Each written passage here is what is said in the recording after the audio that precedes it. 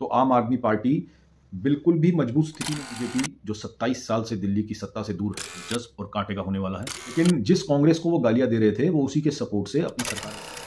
तो मुकाबला इस बार त्रिकोणीय हो गया है। दोस्तों नमस्कार। दोस्तों आज 3 फरवरी है, यानी कि आज दिल्ली लोकसभा चुनाव के प्रचार का आखिरी दिन था। लोकसभा चुनाव 2025 में जहां आम आदमी पार्टी फिर दोबारा सत्ता में आने के लिए पूरी तरह जोर लगा रही है, वहीं बीजेपी जो 27 साल से दिल्ली की सत्ता से दूर है वो भी पुरजोर कोशिश कर रही है इस बार सत्ता में आने की। और इन दोनों के बीच में कांग्रेस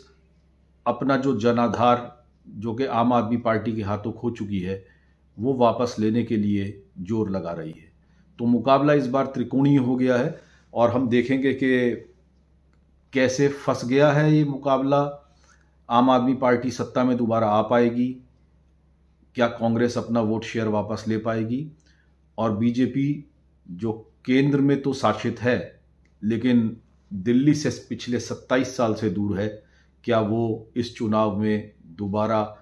दिल्ली में अपनी धमक दिखा पाएगी। तो जानते हैं इन सब सवालों के जवाब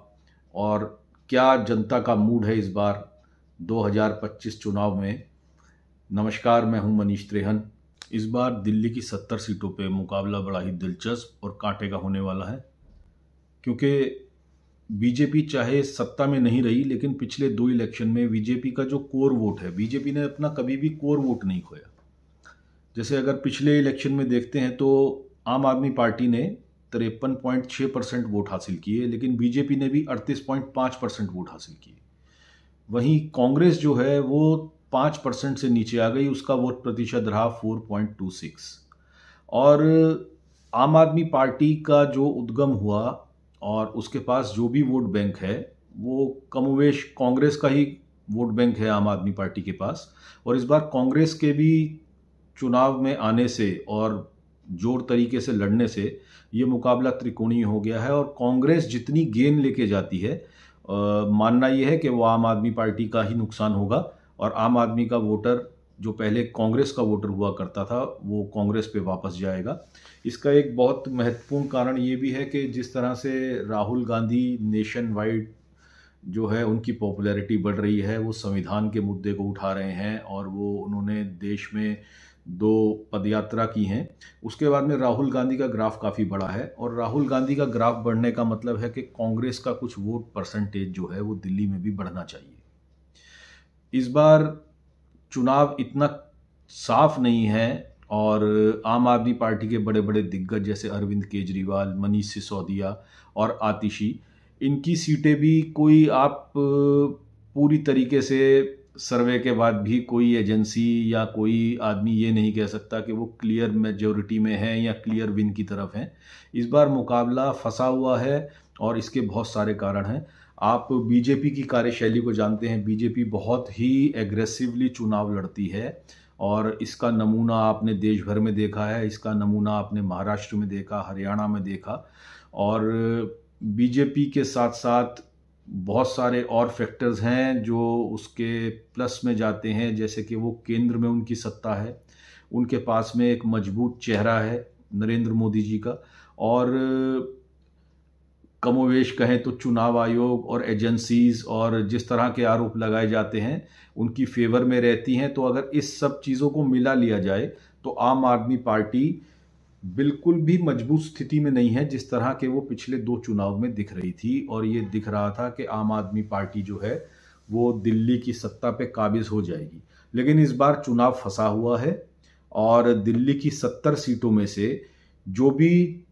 36 सीटें लेके जाता है, यानी 36 मोर देन 35 सीट्स लेके जाता है, वो अपनी सरकार बनाएगा। अब दोस्तों इसके अंदर अगर आम आदमी पार्टी मेरे हिसाब से मार्जिनली अगर 35 या 35 से नीचे रह जाती है या 35 से 2-4 सीट ऊपर आती है, तब भी आम आदमी पार्टी के कम चांसेस हैं कि वो सरकार बना पाए। क्योंकि आप बीजेपी की कार्यशैली को जानते हैं, लोटस कमल के बारे में आपने सुन रखा होगा, और अगर इस तरह से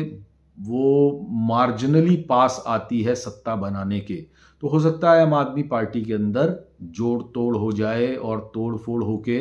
उसके कुछ लोग जो हैं वो बीजेपी को सपोर्ट कर दें।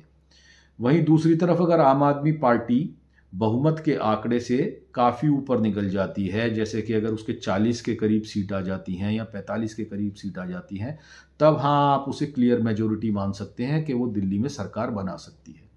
अदरवाइज़ अगर